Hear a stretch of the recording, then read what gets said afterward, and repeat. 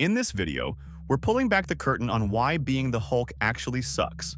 At the heart of it, there are three big problems: messy studio deals that complicate solo films, character growth that keeps happening off-screen, and a so-called victory in Endgame that left fans divided. Marvel's ability to give Hulk his own spotlight has long been tangled in old studio agreements that make solo projects harder to pull off. And even when the character evolves, like with Professor Hulk, those milestones often happen without us actually seeing the journey. So here's the weird question: how can the world's most recognizable green hero still be treated like a background act? The monster no studio can tame. When you line up Marvel's heroes side by side, Hulk's track record is the one that sticks out. Iron Man got 3 films that carefully charted his rise, fall, and redemption before his final send-off.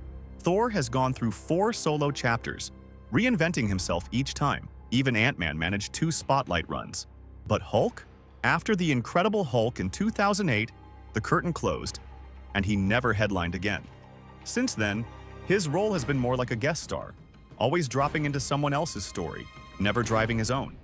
The reason isn't a lack of popularity or Marvel Studios not having ideas. Instead, it comes down to a business complication. Universal still holds a legacy distribution deal for any solo Hulk film, and that arrangement, combined with the profit sharing it requires, creates a business headwind that discouraged Marvel from launching another standalone.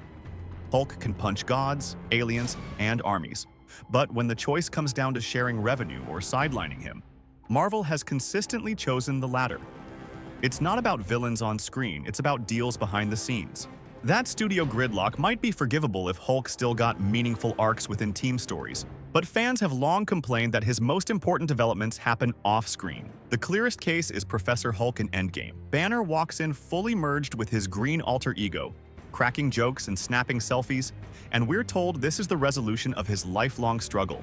Many fans felt robbed because we didn't see the nights of failure, the private battles, or the fragile moments that made such integration believable. Instead of show, don't tell, we got the after photo, what some fans call a highlight reel rather than a lived transformation. And here's why that missed opportunity stings so much. Some clinicians and commentators see Professor Hulk as Banner integrating fractured parts of himself, a therapeutic arc that could symbolize healing and wholeness. That concept has weight, not just for a superhero story, but for anyone who's wrestled with inner conflict, to show that actual struggle on screen would have felt deeply human and relatable.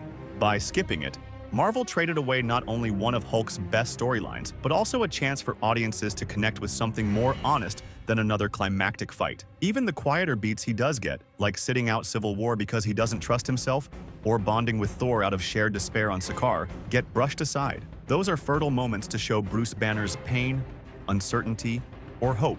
Instead, they're trimmed down so the narrative can pivot back to characters Marvel can market more easily. Emotional arcs like Bruce's grief over Natasha are handled in passing, treated almost like another gag between action beats. What could have been a rich exploration of trauma instead plays as background noise. The emotional cost is obvious.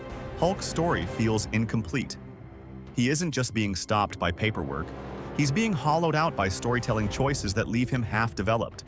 Contracts and creative shortcuts teamed up to shrink one of Marvel's most layered characters into a supporting act. So when you stand back and look at the whole picture, Hulk's biggest battle hasn't been against Thanos or Loki. It's been against the deals that kept him from leading his own film, and the scripts that cut his deepest struggles down to cameo-sized glimpses. And that leaves us with the hard truth. Contracts and storytelling choices teamed up, and Banner, Hulk lost screen time and often the chance to show real growth. In the end, Hulk's struggles have never been just about fighting villains. They've also been about how boardrooms and contracts have often limited when and how we see him. Take Professor Hulk as the clearest example. On paper, it's a massive win, Bruce finally reconciling with his other half. But since we only got the end result, not the messy work of integration, it feels bittersweet. If Banner and Hulk's union is really a story of post-traumatic growth, then it's a shame the MCU skipped showing the healing itself.